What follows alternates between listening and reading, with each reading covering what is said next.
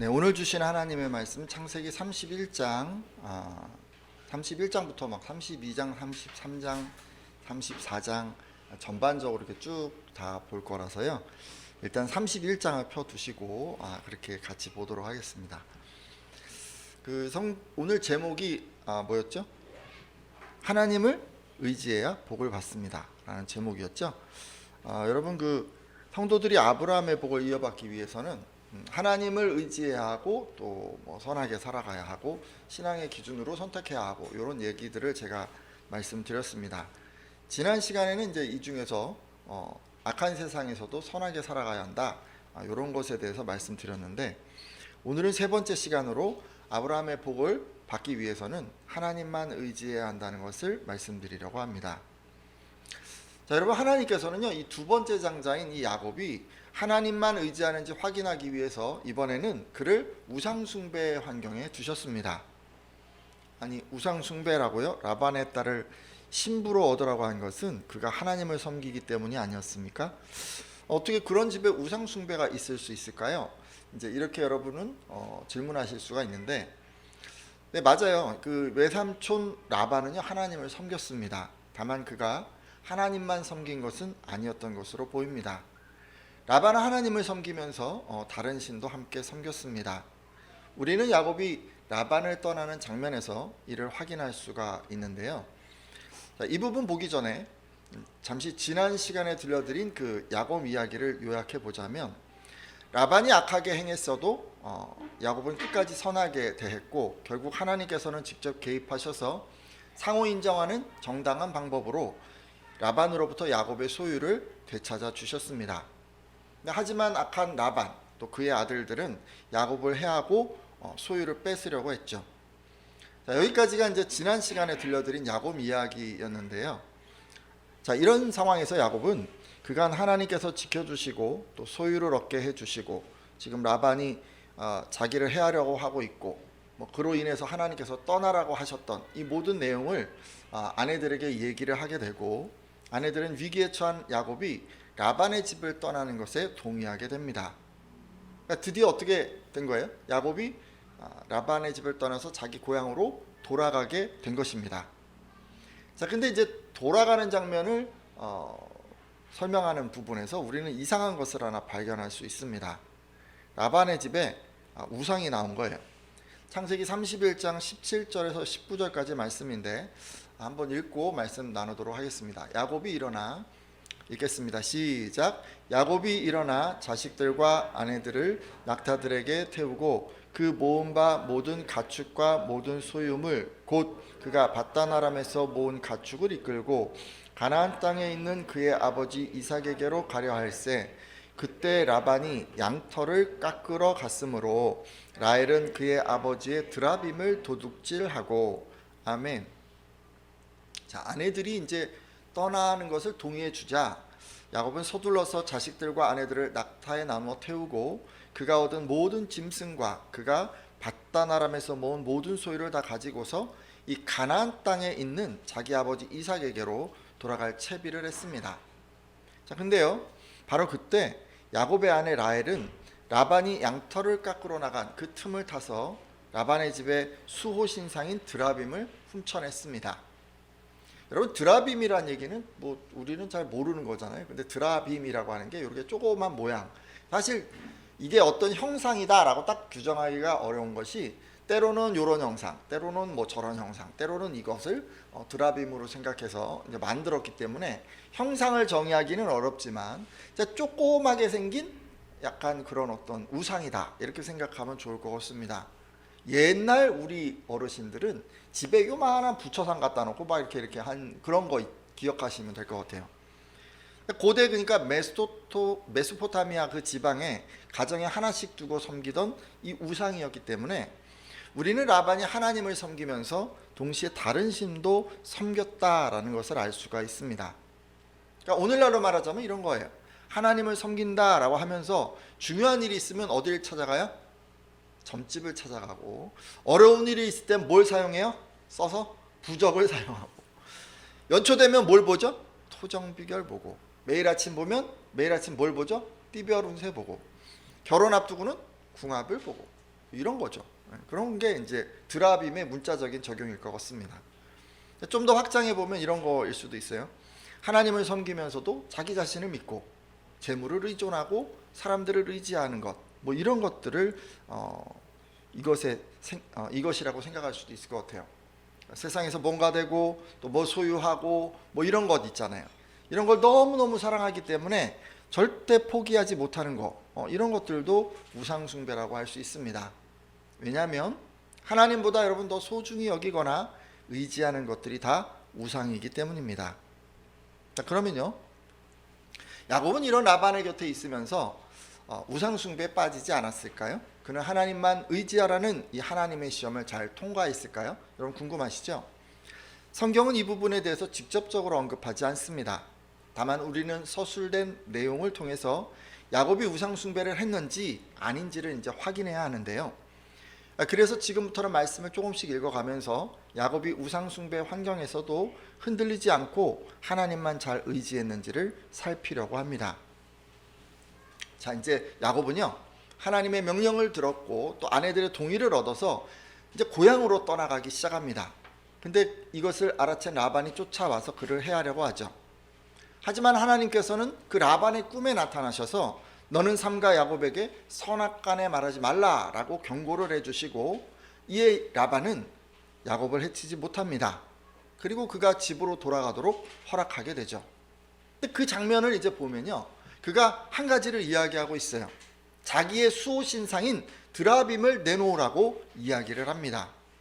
자, 앞서 읽은 여러분 말씀에서 이 드라빔 누가 훔쳐왔다고 했죠?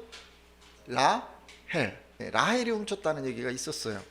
자, 그러면 야곱은 이렇게 내 드라빔 내놔! 라고 하는 이 라반에게 뭐라고 했을까요? 창세기 31장 32절인데요. 외삼촌의 신을, 자, 한번 읽겠습니다. 시작. 외삼촌의 신을 누구에게 찾던지 그는 살지 못할 것이요, 우리 형제들 앞에서 무엇이든지 외삼촌의 것이 발견되거든 외삼촌에게로 가져가소서 하니, 야곱은 라헬이 그것을 도둑질한 줄을 알지 못함이었더라. 아멘. 자, 라헬이 지금 자기 아버지 라반의 드라빔을 훔쳐왔잖아요. 자, 근데 야곱은 자기 일행 중에서 드라빔이 나오면 가져가라고 하면서 누가 가지고 있든지 그를 죽여도 좋다라고 얘기를 합니다. 그러니까 야곱이요, 지금 라헬이 드라빔을 훔쳐온 것을 몰랐던 것입니다. 이로 보아 야곱은 이 드라빔에는 별 관심이 없었던 것 같습니다. 뭐 이거를 뭐 어떻게 해서든지 내가 하나 가지고 있어야겠다, 그런 거 있으면은 뭔가 더 나한테 좋은 일이 있겠지, 이런 식의 생각이 뭐 없었던 것 같아요. 자, 그리고 이 사건에 이어서 바로 야곱의 그 일생일대 사건, 일생일대 문제, 그 앞에 이제 직면하게 되는데, 뭐였죠? 그가 20년 동안 마음에 힘들어했던 그 문제, 그죠? 형 에서, 그 에서가 자기를 죽이려고 하는 그 문제에 이제 직면하게 되는데요. 이제 막 돌아가면서 야곱은 심부름꾼을 몇 명 보냅니다. 형 에서한테 내가 이제 돌아갑니다라고 전하게 되죠. 근데 이제 심부름꾼들이 돌아와서 형 에서가 400명의 부하를 거느리고 지금 오고 있다는 이야기를 전하게 되죠. 그러니까 야곱은요, 막 벌벌 떨기 시작했어요. 자기를 죽인다고 지금 생각이 드는 거예요. 죽이려고 한다고 생각이 드는 거예요. 그래서 이제 간절한 마음으로 그가 하나님께 기도하게 되는데, 창세기 32장 9절에서 12절까지 그 기도의 내용이 쭉 나옵니다. 근데 다 볼 수는 없고 그 중에 한 구절만 보려고 합니다. 11절 보도록 할 텐데, 내가 주께 간구하오니, 같이 한번 보겠습니다. 시작. 내가 주께 간구하오니 내 영의 손에서 에서의 손에서 나를 건져내시옵소서. 내가 그를 두려워함은 그가 와서 나와 내 처자들을 칠까 겁이 나기 때문이니이다. 아멘. 자, 야곱은 하나님께 부디 제 형의 손에서, 에서의 손에서 저를 건져 주십시오. 형이 와서 저를 치고 아내들과 자식들까지 죽일까 두렵습니다 라고 이렇게 기도를 합니다.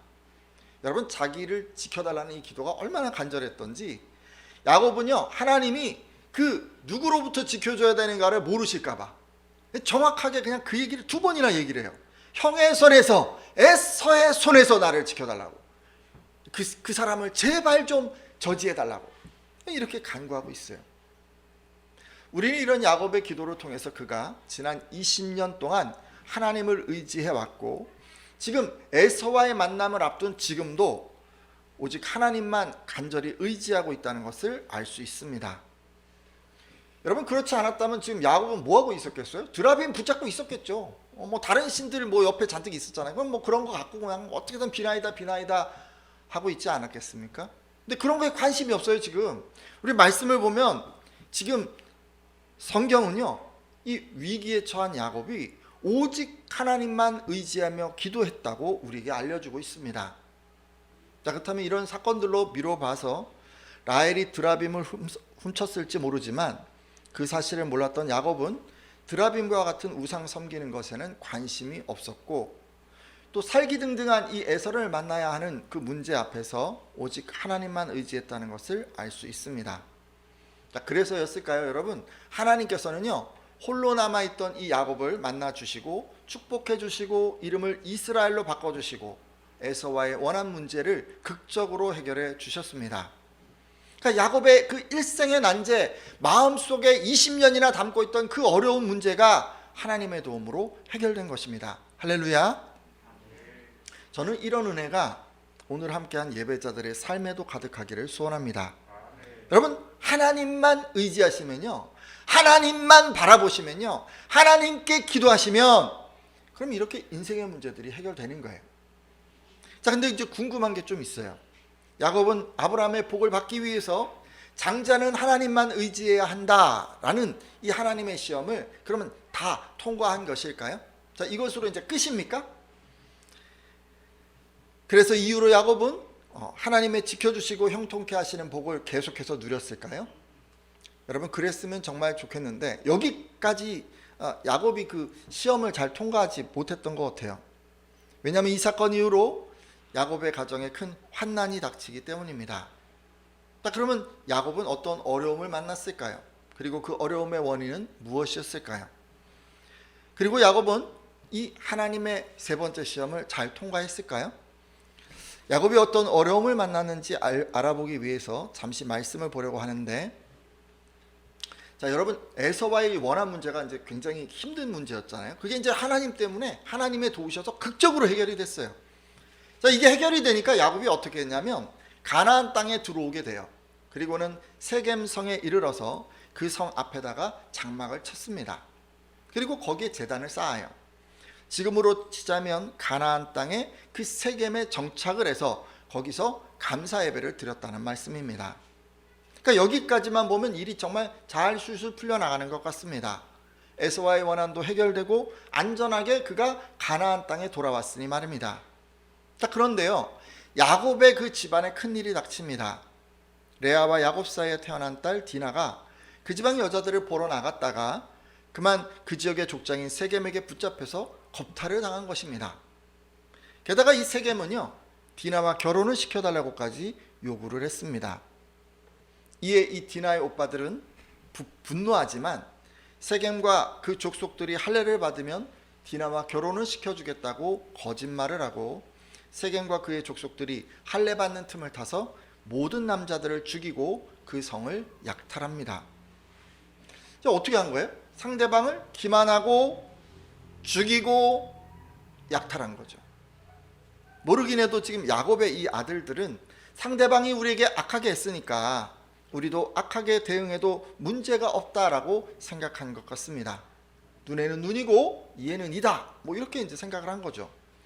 말 그대로 지금 어떻게 한 거예요? 악한 일을 했으니까 우리도 악하게 갚은 거예요. 맞아요. 야곱의 아들들은 선으로 악을 이겨냈던 그 야곱과는 너무도 달랐던 것입니다. 그들은 악을 악으로 갚았습니다. 자, 근데 이런 식으로 가면 어떻게 될까요? 야곱의 아들들이 아브라함의 복을 이어받을 수 있을까요? 이어받을 수 없겠죠. 자, 그러면 이런 긴박한 상황에서 야곱은 어떻게 행동했을까요? 창세기 그 35장을 보면요, 먼저 야곱은 하나님께 나아가서 자신이 어떻게 해야 할지를 물었던 것 같습니다. 그러자 하나님께서는 일어나 베델로 가서 거기 거주하며 내가 내 형 에서의 낯을 피하여 도망하던 때에 내게 나타났던 그 하나님께 거기서 제단을 쌓으라 라고 응답해 주셨습니다. 그러니까 지금 머무르고 있는 이 세겜을 떠나서 베델로 거주지를 옮기고 거기서 제단을 쌓으라고 하신 것입니다. 자, 그럼 이렇게 말씀하신 것에 야곱은 어떻게 했을까요? 창세기 35장 2절에서 3절까지인데요. 제가 읽겠습니다. 야곱이 이에 자기 집안 사람과 자기와 함께한 모든 자에게 이르되 너희 중에 있는 이방 신상들을 버리고 자신을 정결하게 하고 너희들의 의복을 바꾸어 입으라. 우리가 일어나 베델로 올라가자. 내 환난 날에 내게 응답하시며 내가 가는 길에서 나와 함께 하신 하나님께 내가 거기서 제단을 쌓으려 하노라 하매. 아멘. 자, 야곱은요 말씀을 들은 즉시 우리가 일어나 베델로 올라가자 라고 했습니다. 그리고 거기 가서 하나님께 제단을 쌓겠다고 합니다. 근데 지금 특이한 게 하나 있었죠. 뭐였죠? 자기와 함께한 그 사람들에게 뭘 하라고 했습니까? 가장 먼저 한 것은 이방 신상을 버리라는 것이었고, 그리고 정결하게 하는 것이었고, 또 의복을 바꾸어 입으라는 것이었습니다. 자, 여러분, 이방 신상을 버리는 것은요 우상 숭배를 멈추는 것을 말해요. 그리고 정결하게 하는 것은 그동안 우상 숭배해 왔던 죄를 회개하는 것을 말하는 것이고, 의복을 바꾸어 입는 것은 과거에 죄악된 그 생활에서 벗어나 이제는 말씀을 따르는 의로운 삶을 살겠다는 어떤 결단을 상징하고 있습니다. 이 말씀으로 미뤄볼 때 야곱은 세겜을 떠라 이제 베델로 올라가거라 라는 이 하나님의 말씀을 이 단순히 거주지를 옮겨라 라는 그런 의미로 들은 게 아니라 우상을 섬기는 것에서 떠나서 너의 신앙을 회복하라 라는 그런 의미로 그가 알아들은 것 같습니다. 그래서 베델로 가기 전에 함께한 사람들에게 우상 숭배를 멈추고 오직 하나님만 섬길 것을 명령한 것입니다. 자, 여기까지가 이제 오늘 나누려던 말씀인데요.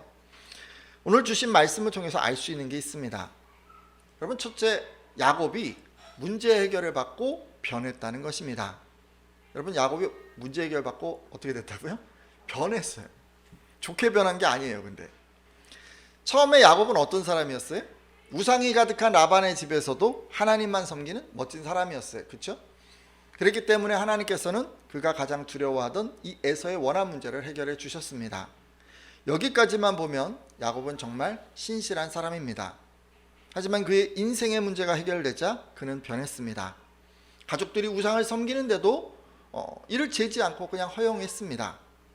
그리고 가족들의 우상 숭배를 허용하게 되자 야곱은 멀리 떨어진 세겜에 머무르며 우상 숭배를 못마땅하게 여기는 아버지 그 이삭에게로 돌아가지 않았습니다.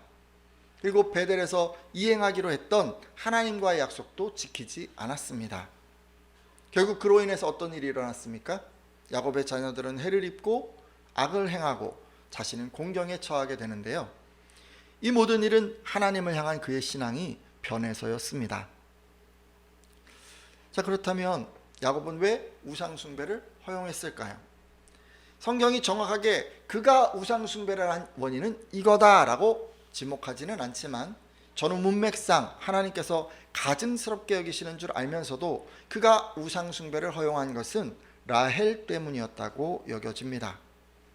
여러분, 돌아보면 라헬은 어떻게 했습니까? 목숨을 걸고요, 자기 아버지 라반의 그 드라빔을 훔쳐올 정도로 그는 우상을 믿고 섬기는 그런 사람이었어요.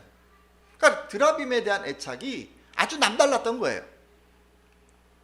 시간이 좀 지난 후에 아마 이 야곱은요, 라헬이 우상 숭배를 하고 있구나라는 것을 그가 알게 되었을 텐데, 자기가 가장 사랑하는 라헬이 그 드라빔을 섬기고 있으니 이를 저지하지 못한 것이라고 추측됩니다.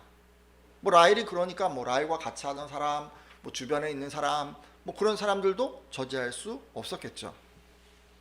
이로 미루어 보아 야곱은요, 표면적으로 금이나 은같이 만든 어떤 우상을 섬긴 것은 아니지만 아내 라헬을 우상으로 섬겼던 것으로 보입니다.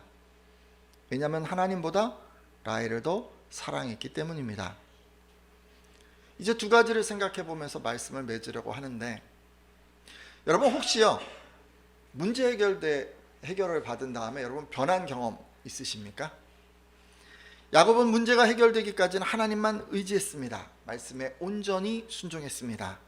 하지만 문제가 해결되자 여러 신을 섬기는 종교다원주의 신앙으로 바뀌었습니다. 하나님을 섬기지만 다른 것도 의지하는 신앙이 되었다는 말씀입니다. 여러분 어떠세요? 한번 우리 돌아볼까요? 문제가 있어요. 너무너무 힘든 일이에요. 그럴 때면 하나님께 나와 엎드려 기도하고 이번만 해결해 주시면 제가 하나님만 섬기겠습니다 라고 이렇게 기도를 하는데, 막상 그 문제가 해결되면 자신이 원하는 것을 쫓아가느라 하나님과 약속한 것은 뒷전인 그런 분 혹시 안 계십니까? 혹시 여러분은 하나님보다 또 다른 거, 뭐 야곱처럼 사랑, 뭐 아니면 재물, 뭐 이런 거 사랑하고 있지 않습니까? 여러분, 야곱은 하나님을 섬기는 사람이었지만 가족이 우상을 섬기는 것을 제지하지 못했습니다. 그는 하나님보다 가족, 그 중에서도 그 아이를 더 사랑했기 때문입니다. 하지만 이런 신앙은 그 자체가 우상 숭배입니다. 누군가를 하나님보다 더 사랑하게 될 때 그 사람이 우상이 되기 때문입니다. 그리고 여러분, 누군가를요 하나님보다 더 사랑하잖아요. 그럼 어떻게 되는지 아세요? 그 사람이 하고 있는 걸 다 허용하게 되는 거예요. 우리 입장에서 보면 우상 숭배까지도 허용하게 되는 거예요. 그 사람이 하나님보다 다른 것들을 사랑할 수 있어요. 그 사람이 돈을 사랑할 수 있고, 명예를 사랑할 수 있고, 성공을 사랑할 수 있고, 사람을 사랑할 수 있고, 지위를 사랑할 수 있고, 자기 자신을 사랑하는 줄 알면서도 여러분, 하나님과 동시에 그가 섬긴다고 약속하기 때문에 우리가 그냥 허용하는 거예요. 하지만 하나님은 그런 우리들에게 베델로 돌아가라고 하십니다. 여러분, 이 말씀은요 오직 하나님만 섬기겠다는 그 결단으로 돌아가라는 말씀입니다. 나를 도와주시기만 하면, 나를 지켜주시기만 하면, 이러저러한 내 기도를 응답해 주시기만 하면 이라고 기도하면서 오직 하나님만 섬기겠습니다 라고 결단했던 그때로 돌아가라는 말씀입니다. 여러분, 사람을 사랑하기보다 하나님을 사랑하는 믿음, 재물을 사랑하기보다 하나님을 사랑하는 믿음, 내 무언가를 가지고 무언가가 되고 뭐 그런 것보다도 하나님을 사랑하는 그 믿음으로 돌아가라는 그런 말씀입니다. 또 베델로 돌아가라는 말씀은 처음 하나님을 만났던 때로 돌아가라는 말씀입니다. 우리가 처음 예수를 믿을 때는 어떠했습니까? 구원의 뜨거운 감격으로 회개의 눈물을 흘리면서 말씀과 기도에 열심이었습니다. 그때는 하나님의 말씀이 너무도 달아서 매일 말씀을 보았고 기도의 시간이 너무도 짧게만 느껴졌습니다. 그리고 하나님을 사랑하기 때문에 교회 공동체 일이 있다라고 하면 모든 것을 제쳐두고 달려가곤 했습니다. 여러분, 바로 그런 순수와 열정으로 돌아가라는 말씀입니다. 이제 함께 기도하려고 하는데요, 여러분, 야곱은요 하나님만 섬기라는 그 시험을 잘 통과하지 못했습니다. 이 가족들이 우상 숭배하는 것을 그가 허용했기 때문입니다. 하지만 환난을 만나고 그 원인이 베델로 돌아가지 않은 것이다 라는 것을 그가 깨닫게 되었을 때 그는 지체하지 않고 회개했습니다. 그것이 야곱이 아브라함의 복을 받은 비결입니다. 오늘 함께한 예배자들도 다 이렇게 하시기를 부탁드립니다. 혹시 함께한 예배자들 가운데 하나님께 나아가 문제 해결을 받고 그 후로 변한 분이 계시거나 하나님보다 더 사랑하는 것으로 인해서 우상을 겸하여 섬긴 분 계시다면 돌이켜 주시고 이후로는 오직 하나님만 섬기겠다고 결단해 주십시오. 이렇게 기도하는 분들마다 아브라함의 복을 이어받는 장자가 다 되시리라 믿습니다.